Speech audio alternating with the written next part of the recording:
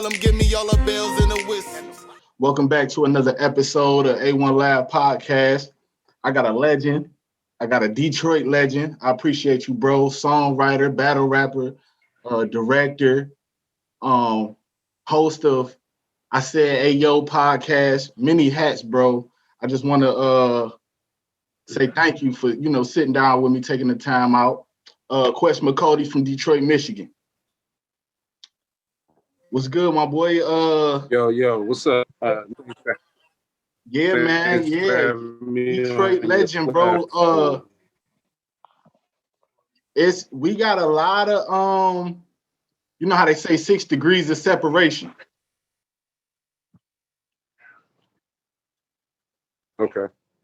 And it's a lot of people that I might know, that you might know, that kind of, that kind of link that 6 degrees. You know, I know Miss Corona. I know you've done plenty songs and a lot of stuff with Miss Corona, and that's like my big OG. You know what I mean? Yeah. So like I say again, bro. Yeah. Corona, that's my sister. Shout out Miss Corona. Yeah, word. So that's like big OG. That's like my auntie. So you big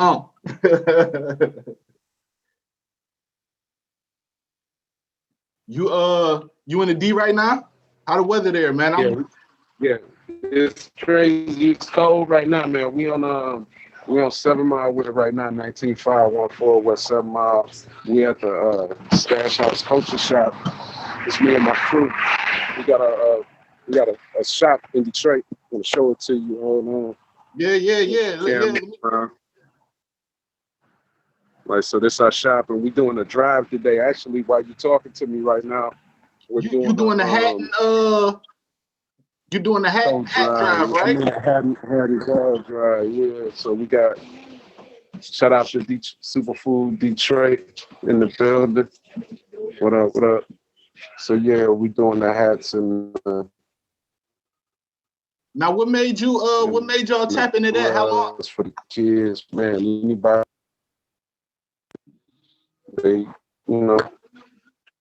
Oh, that's big, bro. And the kids gonna love. We always doing something to just try to push our community. Bro, you don't know how big what that you got over there, man. What you over there drinking on, man? What's that? Come on, man. Let's toast up real quick. Toast up to the kids, man. I got this. I got a little hen dog going. See, man, I got this. So, Pete, I got this. This is elderberry tea, man. Elderberry tea. You could get this online at Superfoods Detroit. Superfood Detroit.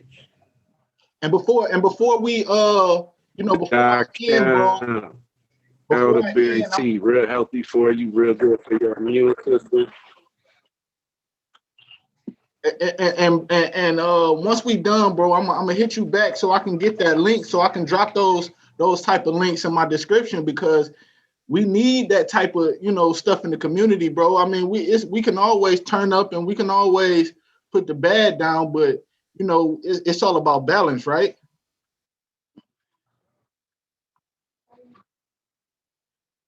Yeah, indeed. You know what I'm saying? Indeed, definitely. Make sure you shop with us. Get down. So what's the word, man? I don't want to make this no big commercial. Yeah. Nothing, man. I just wanted to talk about a couple things. I know you wear a lot of hats, bro. Like I say, engineer, producer, director, songwriter, battle rapper. So I know you wear a lot of hats, man. I just want to start off at the beginning before I, get up to the present. I just want to start off on your background and your upbringing, bro. You what side of the town you from? East or west or?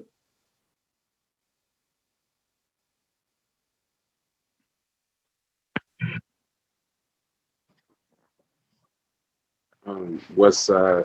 It's kind of wild. I was born on the east side. My family's from the east side. Mac and McClellan, Hardin Shoemaker. I grew up on Harding. I moved west when I was like in the 4th grade. And for all intents and purposes, I consider myself a West Sider. That's where I had my most fights. That's where I grew up. That's where I became a man. Grew up on 8 Mile. Okay. Yeah, yeah. I mean, I'm an East Side. I'm kind of the invert of that, right? So, I've been the East. I Right, right, yeah. claim East Side. I grew up on the East Side all my life, and then when I got into my adulthood, is where I spent most of my time on the West Side. You know what I mean? Um, going from schools like Cass Tech and Southeastern. I don't know if you're familiar, and just growing up around a lot of juggernauts like that. I was a young kid when I was Yeah. running around, and proof, RP Big Proof and all of them was running around, Swifty and all of them was running around. I want to.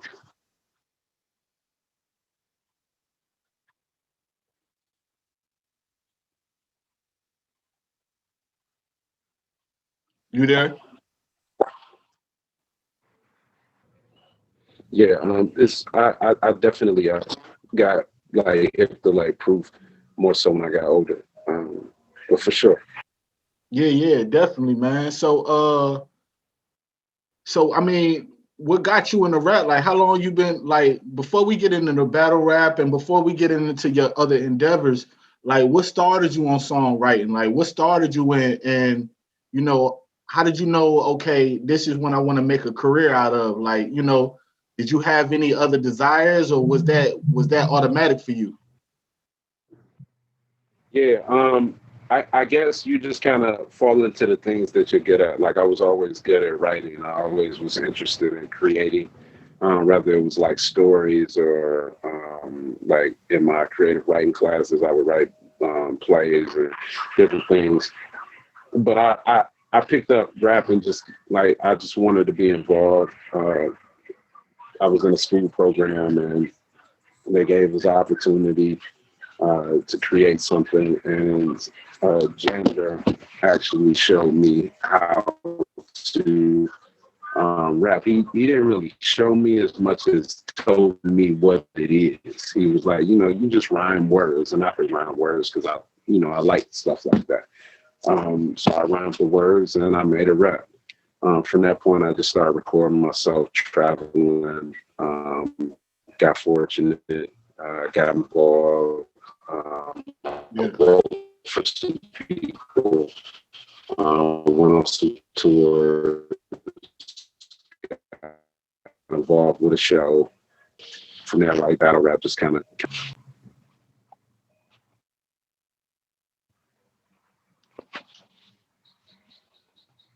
Okay. Yeah, yeah, I got you. I got you. I hear you. It's the connection kind of going in and out, but I follow you. We gonna clean it up. Um, It's a real bad delay. okay. Yeah, but so starting off, I mean, did you already know about like song structure? Did that come as you went, or was you like, okay, say for instance, like, because when I first started writing music, right, a lot of my influences were the punchline rappers, right? So me coming up, I'm 34 years old, bro. So me coming up, I was up under, of course, the Detroit legends, and a lot of the hip hop heads. Matter of fact, when I was going to Cass, I used to run around with this crew Right. called the Ill Rhyme Society, and we used to, we was Yeah, bar heavy. Rodnick, Strat. Yeah, yeah. You feel me? So yeah, that's what I'm saying. 6 degrees of separation. You know what I mean? And it's crazy. That's why I say you never know. Who you hang around that might know somebody else. But yeah, I was coming up around those cats, man. And I was always bar heavy. I was always what's gonna get the oohs and ahs. And it didn't get until I started saying, okay, maybe I want to sell some music to maybe structure my rhymes a little bit better. So were you always conscious of that, or how did you go about writing your first raps, or getting into your first, you know what I mean? Yeah, man. Number one, shout out to the IRS, man, the L Ron Society. Man, shout out to We them, man. actually, there was a point in time where we had the same manager. Shout out to my man Mello. Shout out to Dave, Big Dave, Dave's dad. I just saw him. We used to record the Ill Rhyme Society in my cousin Kevin's basement. First time we all were on the same song together. I was on a song with Rod Nix, K Illa, and a few other people. So again, shout out to them. I started writing songs just because I would mimic other rappers. Like I would put my name in their raps. That's how I started.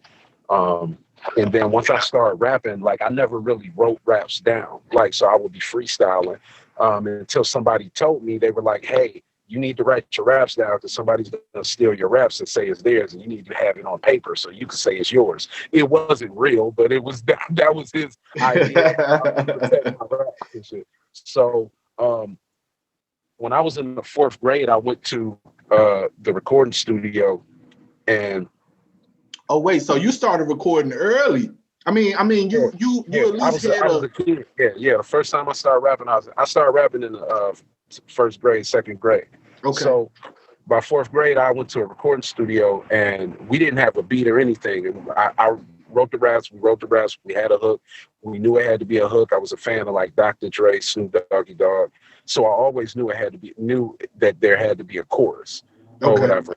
As far as structuring like bridges and different things like that, I spent some time on Interscope, so I was able to peek behind the curtain for people like 50 Cent and actually see how he structures songs.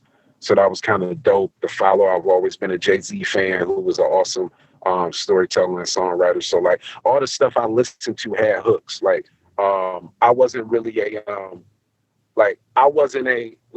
don't like cannabis. I was never a cannabis fan. Right, word. Yeah. Like shout out to cannabis. No, and that's no diss to him. It's just, don't get me wrong. Like, yo, I don't have no qualms about saying like it's no diss to him. He's not a good rapper. I don't care how you feel about it. It's my opinion as a fan. Like I'm a fan of music too. So you like who you like. I watch cannabis, like on the beat. I watch cannabis. If it was a battle, I watch cannabis. So it's not trying to be, but like just straight up, man. Like cannabis, that wasn't my kind of rap or whatever. So I was always able to listen, but I also fell into the mindset of like, yo, I want to show people that I'm the best rapper in the world or whatever. So those things, get lost, but. I've also been fortunate enough to write shit for other people, see how that translates, hear how people react to shit I say that might not be taken well coming from me, but coming from this other person is dope. So I mean, so get into that, like how okay, before we get into how you started, like how do you even get a phone call or a person to say, yo, write for me? Like when you write for a person, are you writing with them in mind? Are you writing as if, like, let's say, like earlier you said you used to take people's raps and you would just, put your name in it. So are you writing in your mindset, or are you writing as if you're them? You know what I mean? It depends on the person. Like there's been some records where it's just some shit that I was recording and then somebody got it and they like the hook and then they end up using the hook or they use elements of it.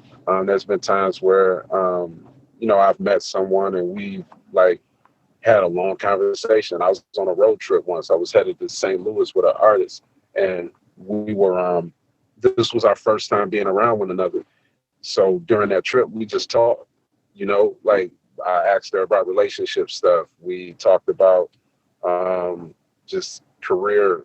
We talked about what she likes in shit men. We talked about her children. Like we just had honest conversations. And then we talked about like, yo, who do you like? Who do you like to listen to? What type of music do you like? What type of vocalist do you like? Or what type of, male, female, stuff like that. And then just trying to get to know them and then asking them like, yo, what are you trying to get across? Like, what do you hear? And then sometimes you just write a song and somebody like it or whatever, and they take it. So it kind of varies, but a lot of my stuff be for women that I like R&B, like not just rap, but like it. So it's just however it flow. Yeah, however it flow, whatever the vibe is. I feel that.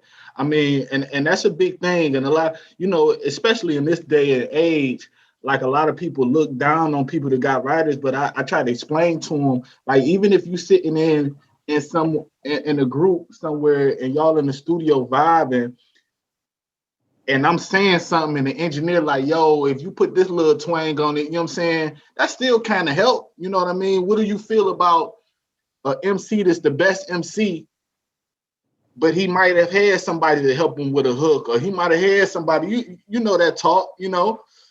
Yeah, well, it's kind of different. Like I don't think that you should necessarily involve yourself in the best category when you have assistance in terms of your lyricism. Now, if you get a hook that's different, sometimes beats come with hooks. Sometimes somebody have a good idea for a hook. If somebody has an idea, that's cool.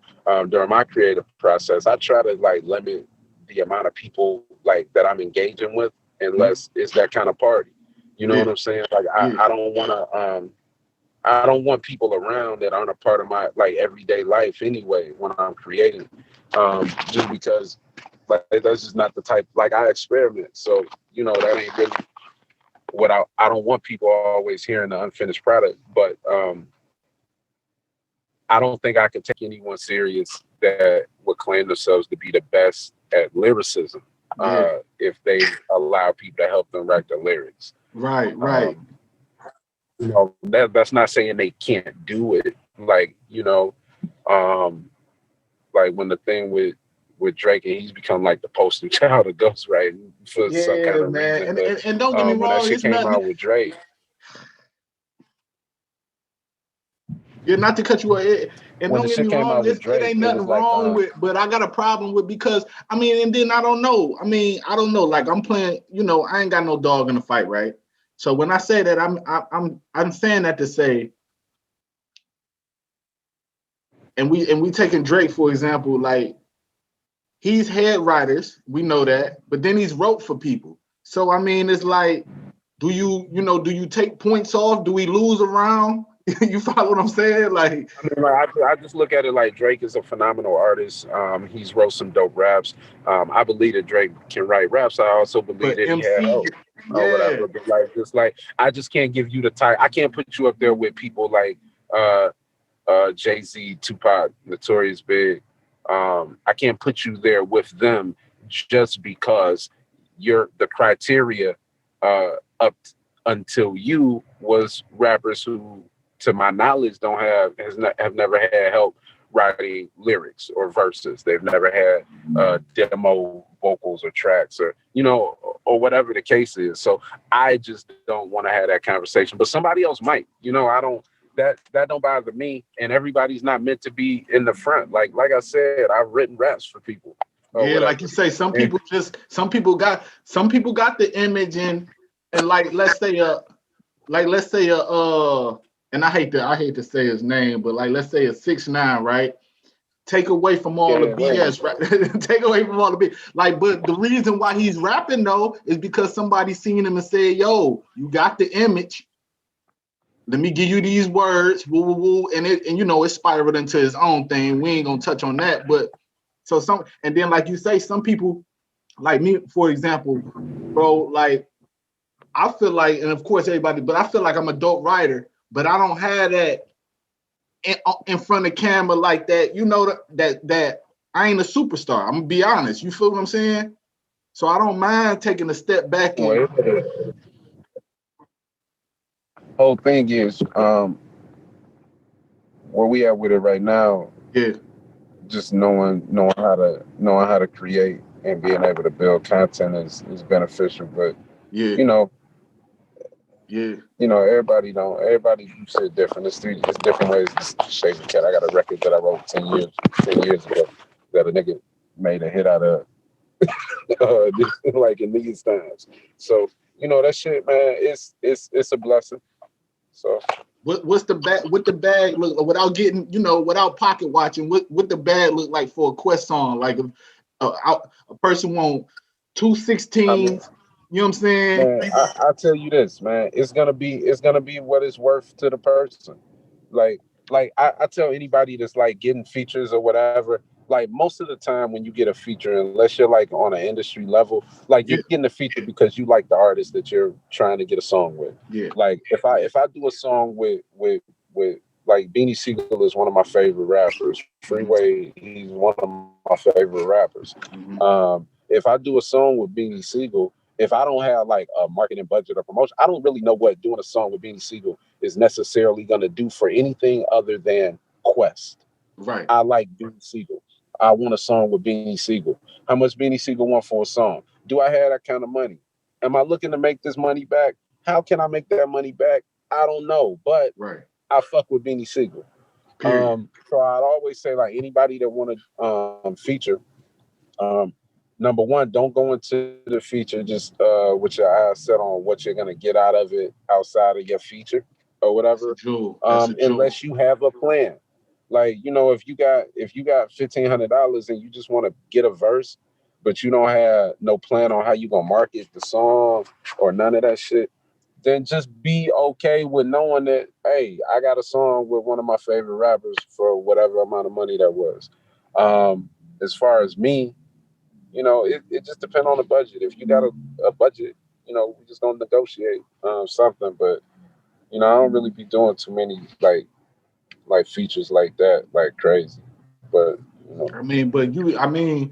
And you've been on a lot of big records. You've been on some records with a lot of legends in the town, bro. You know what I'm saying? From the Royces, from the Swifties, from the Mars, from the, you know what I mean? You done been on the record with a lot of legends. You know what I mean? So it wouldn't be too far-fetched for you to say, hey, yo, you know, I'm solidified.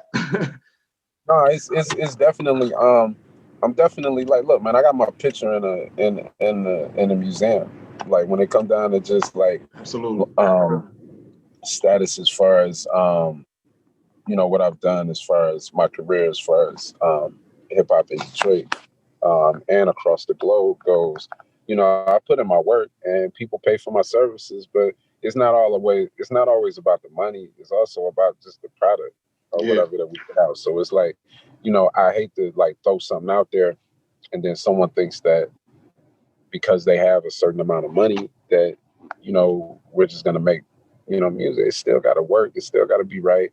Yeah, it still gotta be cohesive. Yeah. Yeah, you still gotta respect my art. Like, you can't come to me and try to give me, you know, buy me some Jordans or something and get a verse. Yeah. You know? But yeah, man, people pay me to do what I do, and I think I put in the work to do that. But it's not about the money. I wish they would pay me more. Like, so. Okay.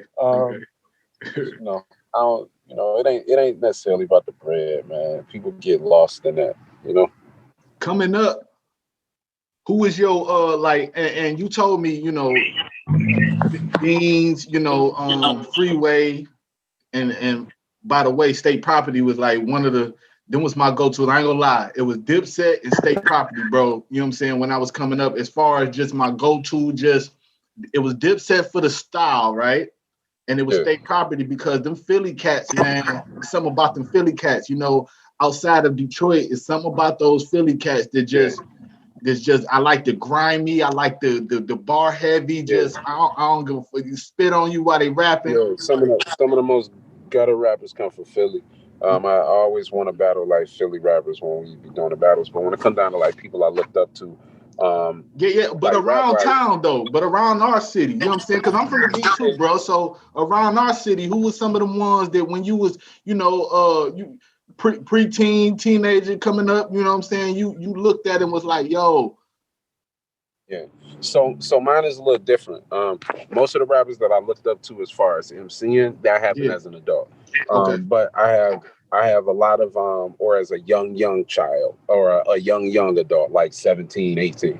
But as far as like people that influenced me, when I was a kid, a group named COI used to come on the radio. They had a song called Cash Rules Everything Around Me. Couldn't get the money. Just another day in Detroit City or something. It was like a playoff Wu-Tang. Cash Rules Everything Around Me.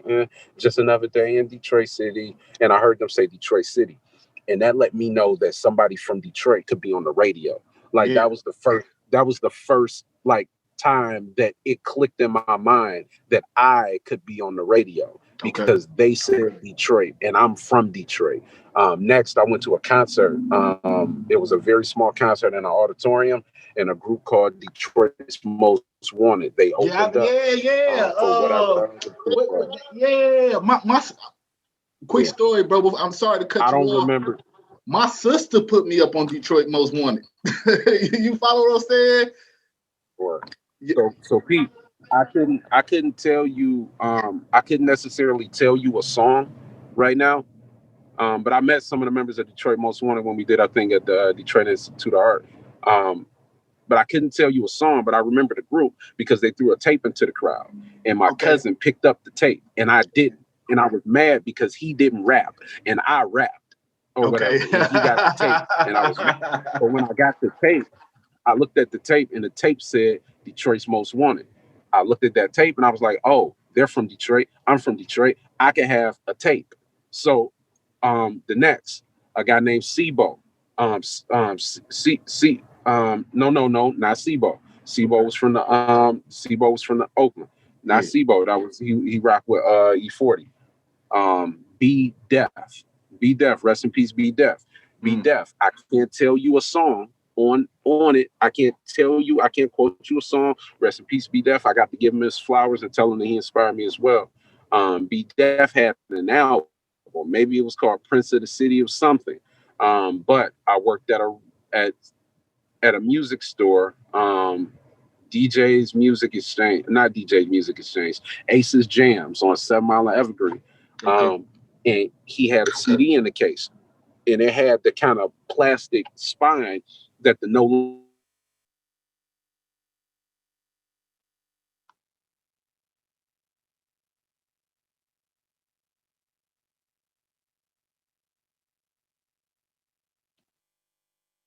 Hold on, Quest. You went out a little bit. Hold that story. Hold that story, Quest. Okay, you back. Yep. Yeah, what's the last thing you heard? You said the CD had a spine. You said the Yeah, CD. the CD had a plastic spine that looked like the ones that the No Limit records used to have.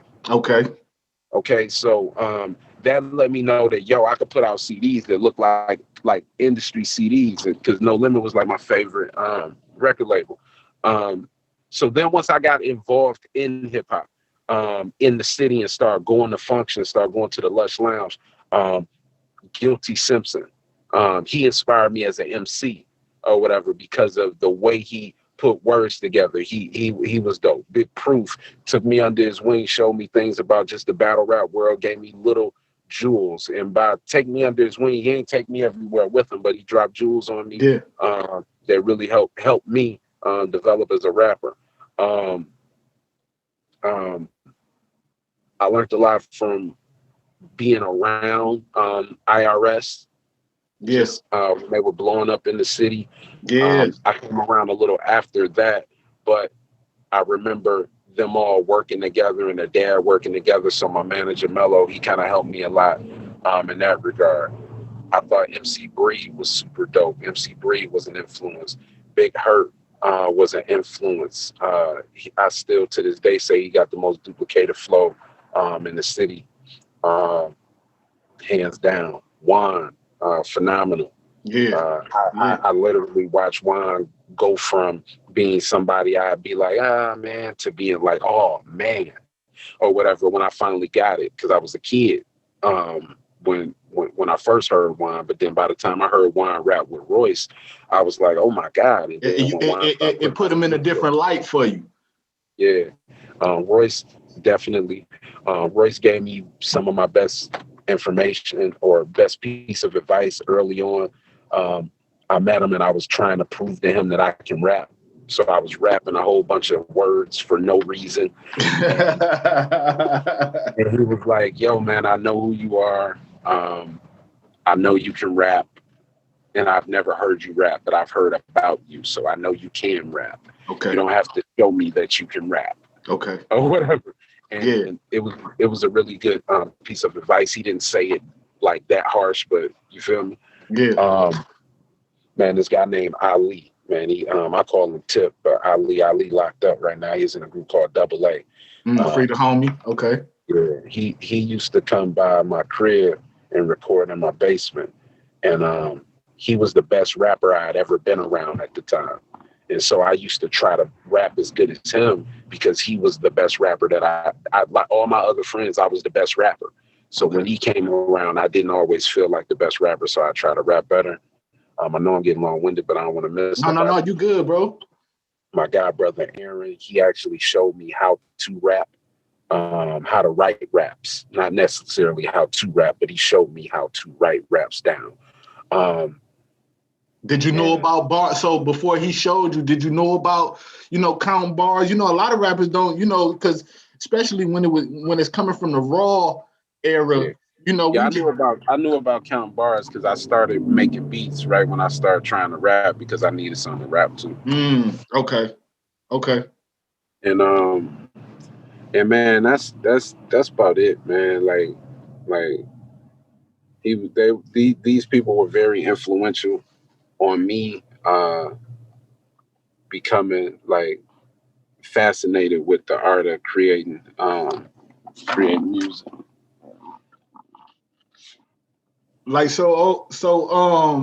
Okay, you already established, but where did the name Quest come from, bro? Like, for instance, like when I first started, right, I had like 85 different rap names before I finally went with the name AyOne that somebody gave me, right? One of my homies, he was, AyOne because my name start with an A, first letter in the alphabet, you know what I'm saying, and A, so AyOne.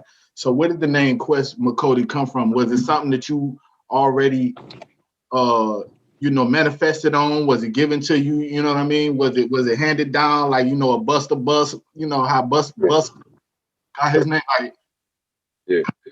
Man, I had all type of names, bro. I used to be Key Money because my name is Key Money. Yeah. And I used to have all these names. And I decided Quest for whatever reason. I just liked how it sounded. I guess I was a fan of Tribe Called Quest when I was young because they didn't cuss, and that's all I could listen to at the time. Yeah. I didn't know who Questlove was. Mm-hmm. And this guy named Joel, man, on the east side, we were just outside, and he just added Mcody. He was like, man, you'd be Quest Mcody and MC of the Year, and make it an acronym with the D being DA instead of THE, of course. So the Mcody part is bro, I'm gonna be honest, bro. Like that, you just dropped a jewel for me. You know what I'm saying?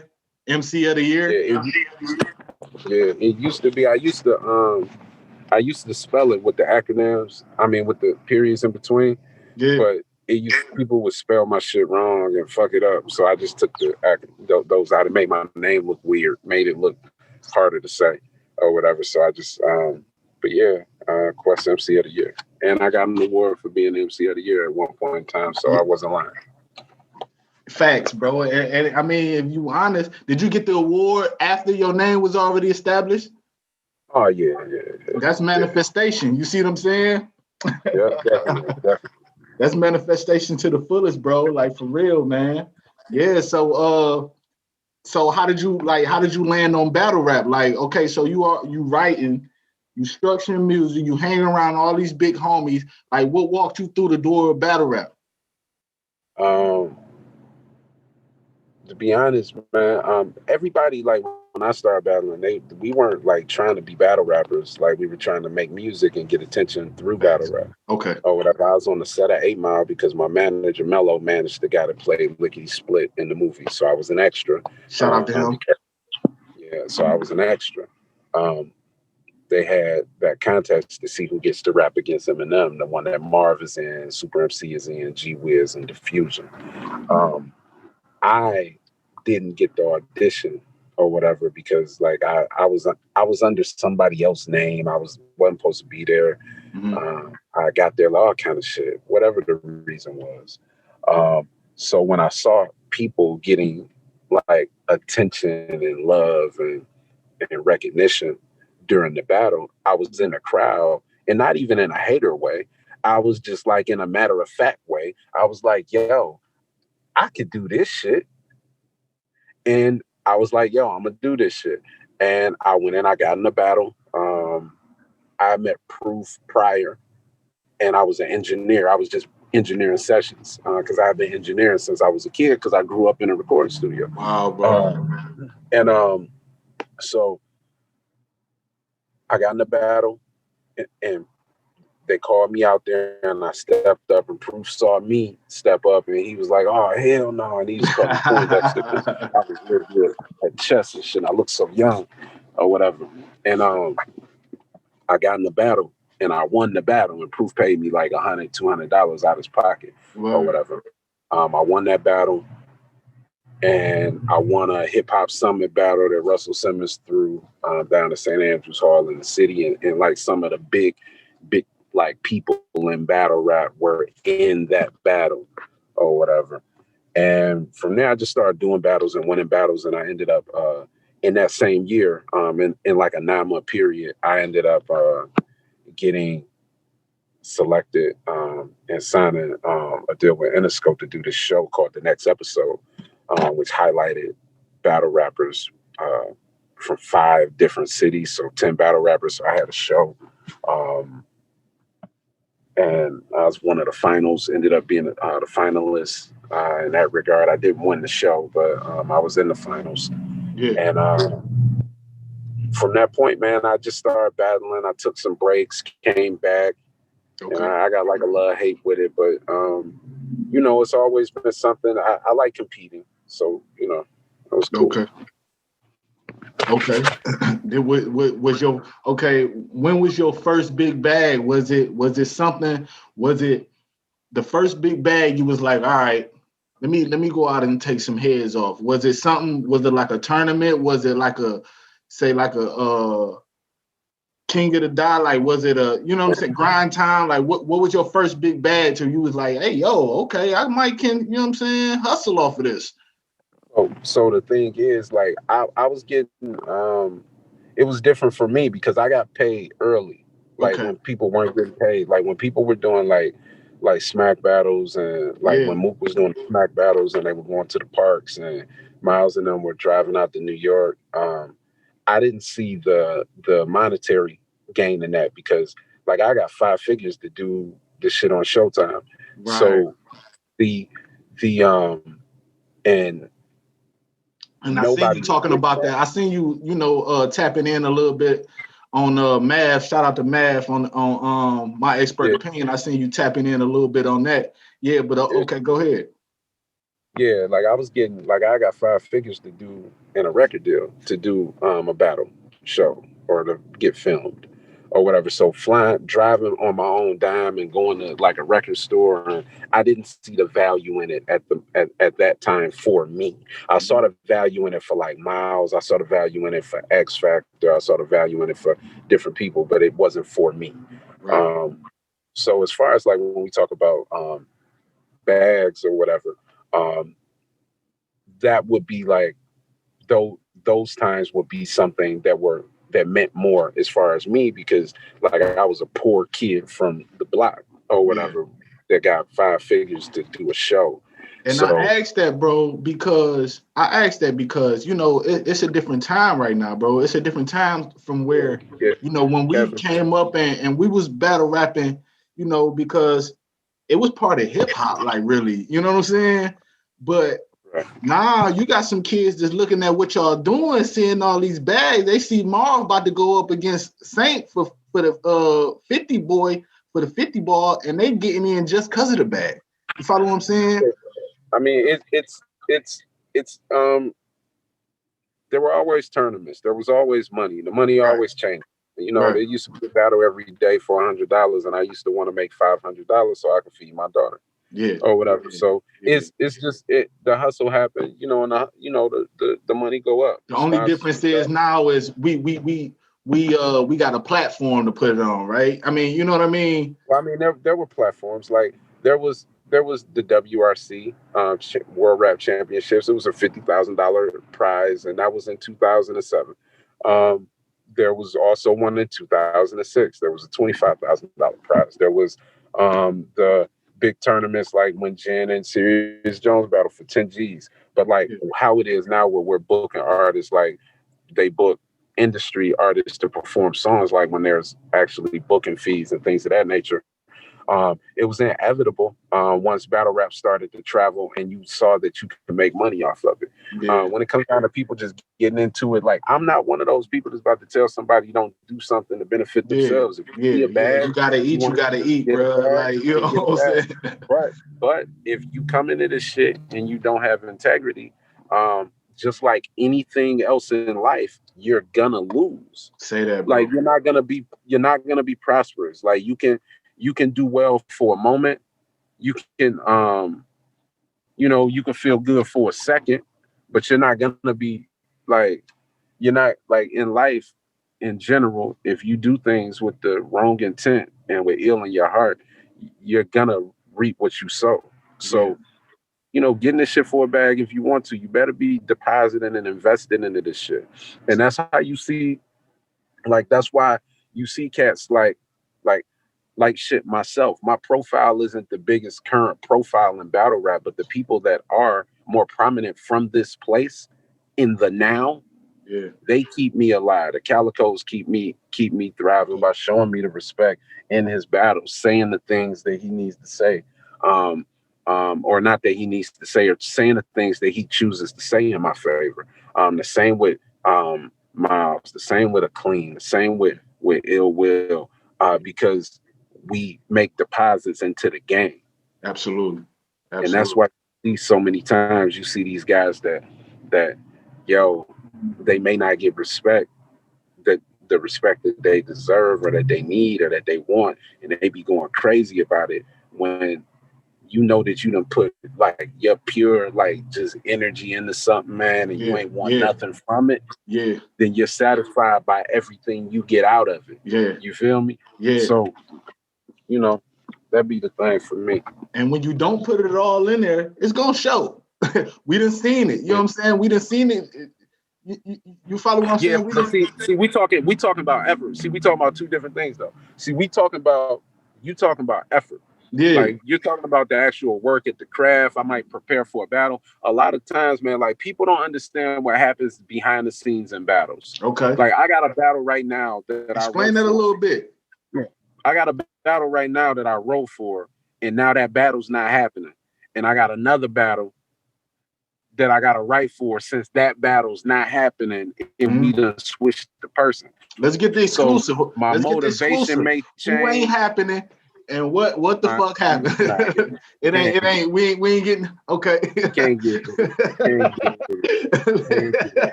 Hey. Let me say my first rodeo. You might lose motivation. You might have had your mind like, yo, I'm about to kill this cat, man. I'm about to kill this cat.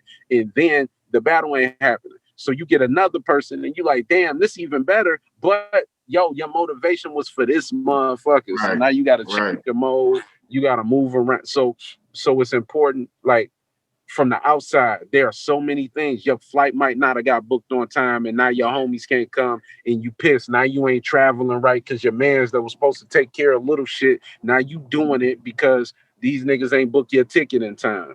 Or you don't know what hotel you staying at, or you don't know where the venue is. Sometimes we don't even know what state the battle is in, or whatever, until like a week or two before. So you end up getting somebody that's undermotivated, underprepared, don't want to do the fucking battle. So what I'm talking about is investing into the culture. Right. Like there's a reason Cal is Cal, because Cal was around this shit. Like he was around, he got to see it. Times is like super dope MC from here. Like he got to see it, he was around. So what I'm saying is creating opportunity. Like, and that's been the greatest thing for battle rap, because there's been some visionaries involved in it, like Smack, Direct, Organic, Lush, shit, myself. From out there in St. Louis. ARP, you know what I'm saying? ARP, Gracie. These people, these names, they've helped. Even John, because it's been a lot of man. Fuck Jonathan. No, I'm kidding. That's my nigga. But I'm saying though, I mean, it's been a lot of dope cats that we might see on these other platforms that came up under him. Yeah. No, I'm kidding. But Yeah, like yeah, somebody yeah. like John, his name is solidified in the culture because he's made deposits into making it better. Yeah. Man, man, I don't want to be rushing. I do gotta wrap up this giveaway. I kind of got all my people inside doing all the work. Hey man, I appreciate you, man. Hey, give us your social media and the platforms we can follow you on. And You can follow me at Quest Mcody on everything. It's QUEST MCODY. You can definitely check us out at the Stash House Culture Shop right here on 7 Mile, West 7 Mile in Detroit, right next to the Peace Funeral Home, right next to the Luz Coney Island. across from where I record at Digital Labor. I know where that's at. Digital Labor right across the street. Yep. I just went over there. I know So, where you at. pull up. Man, we got hats here for the kids, man. Anytime, just pull up and say, hey, y'all got some hats for the kids, and we'll have them. They in here. All right? Got you, man. Appreciate you, bro. It's on. Peace.